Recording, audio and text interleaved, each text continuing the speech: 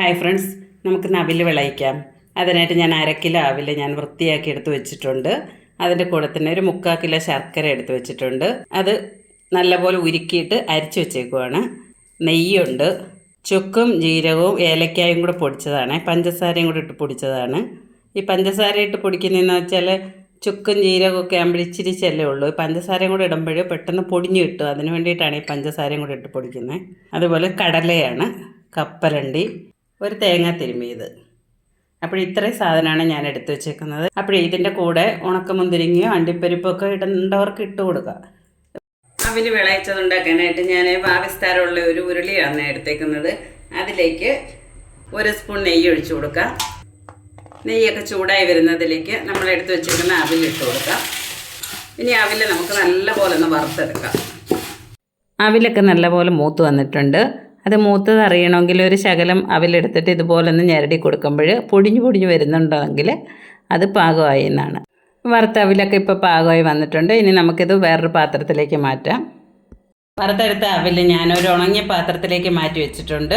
ഇനി ആ ഉരുളിയിലേക്ക് തന്നെ നമ്മൾ അരിച്ചു വെച്ചേക്കുന്ന ശർക്കര വെള്ളം ഒഴിച്ചു കൊടുക്കാം. ശർക്കര വെള്ളമൊക്കെ ഒന്ന് തിളച്ച് വരുമ്പോഴേക്കും നമ്മുടെ കപ്പലിൻ്റെയും കടലയും കൂടെ നമുക്കൊന്ന് മൂപ്പിച്ചെടുക്കാം. അതിനായിട്ട് ഒരു 2 സ്പൂൺ നെയ്യ് ഒഴിച്ചു കൊടുക്കാം. നെയ്യൊക്കെ ഒന്ന് ചൂടായി വന്നതിലേക്ക് എടുത്ത് വെച്ചേക്കുന്ന കപ്പലിൻ്റെ ഇട്ട് കൊടുക്കാം. അതിൻ്റെ കൂടെ തന്നെ കടല കൂടി ഇട്ട് കൊടുക്കാം. രണ്ടും ഒരേ മൂപ്പായതുകൊണ്ട് അത് രണ്ടും കൂടെ ഒന്നിച്ചിട്ട് മൂപ്പിച്ചെടുക്കാം. കപ്പലിൻ്റെയും കടലയൊക്കെ നല്ലപോലെ മൂത്ത് വന്നിട്ടുണ്ട്. ഇനി നമുക്ക് ഫ്ലെയിം ഓഫ് ചെയ്യാം. കപ്പലിൻ്റെയും കടലയൊക്കെ ഒന്ന് മൂപ്പിച്ചെടുത്ത നേരം കൊണ്ട് ശർക്കര വെള്ളമൊക്കെ ഒന്ന് തിളച്ച് വന്നിട്ടുണ്ട്. ഇതിനി നല്ലപോലെ തിളച്ചൊന്ന് വറ്റി വരണം. നമ്മുടെ ശർക്കരയൊക്കെ ഒന്ന് കുറുകി വരാനായിട്ട് തുടങ്ങിയിട്ടുണ്ട്. ഈ ഒരു സമയത്ത് നമുക്ക് തിരികെ വെച്ചേക്കുന്ന തേങ്ങ ഇട്ട് കൊടുക്കുക. 1 തേങ്ങയാണ് ഞാൻ തിരികെ വെച്ചേക്കുന്നത്. അതുകൂടി നമുക്കതിലേക്ക് ഇട്ട് കൊടുക്കുക. അതിൻ്റെ വെള്ളമൊക്കെ ഒന്ന് വറ്റി വരണമല്ലോ. അപ്പോൾ ശർക്കരയുടെ വെള്ളമൊക്കെ വറ്റി വരുന്ന ഒരു സമയം കൊണ്ട് അതിൻ്റെ വെള്ളവും വറ്റി വരും. തേങ്ങ നല്ലപോലെ മൂക്കണം, എന്നാൽ മാത്രമേ അത് തോനെ നാളെ ഇരിക്കത്തുള്ളൂ. ഇപ്പോഴും നമ്മുടെ ശർക്കര വെള്ളമൊക്കെ നല്ലപോലെ പാനിയായി വന്നിട്ടുണ്ട്. ആ തേങ്ങയൊക്കെ അതിൽ കിടന്ന് നല്ലപോലെ മൂത്ത് വന്നിട്ടുണ്ട്. ഇനി നമുക്ക് അവിലിട്ട് കൊടുക്കാം. ഇനി ഞാൻ എടുത്ത് വെച്ചേക്കുന്ന അവിൽ ഇതിലേക്ക് ഇട്ട് കൊടുക്കുകയാണ്.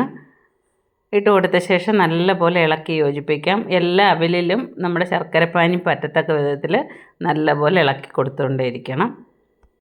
അവിലിനകത്ത് ശർക്കര എല്ലാം പിടിച്ചിട്ട് അതിൻ്റെ വെള്ളമെല്ലാം നല്ലപോലെ വറ്റണം. അത്രയും നേരം ഇട്ട് ഇളക്കി കൊടുത്തുകൊണ്ടേയിരിക്കണം. ഇപ്പോഴും അവിലും ശർക്കര വെള്ളവും എല്ലാം കൂടെ നല്ലപോലെ തേങ്ങയും എല്ലാം കൂടെ നല്ലപോലെ പിടിച്ച് എല്ലാവരും സെറ്റായി വന്നിട്ടുണ്ട്. നെയ്ക്കകത്ത് വറുത്ത് വെച്ച കപ്പലണ്ടിയും കടലയില്ലേ, അതും കൂടി ഇതിലേക്ക് ഇട്ട് കൊടുക്കുക. അപ്പോൾ നെയ്യോടുകൂടി തന്നെ ഇതിലേക്ക് ഒഴിച്ചു കൊടുക്കുക. ഇനി ഇതെല്ലാം കൂടെ നല്ലപോലെ നമുക്ക് ഇളക്കി കൊടുത്തുകൊണ്ടേയിരിക്കാം.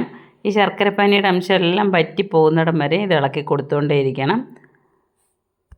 കണ്ടില്ലേ, ഈ ഒരു സമയമായപ്പോഴത്തേനും വെള്ളമെല്ലാം നല്ലപോലെ വറ്റിപ്പോയിട്ടുണ്ട്. ഇനി ചുക്കും ഏലക്കയും ജീരകവും കൂടെ പൊടിച്ച് വെച്ചിരുന്നതോടെ അതിലേക്കിട്ട് ഇളക്കി കൊടുക്കാം.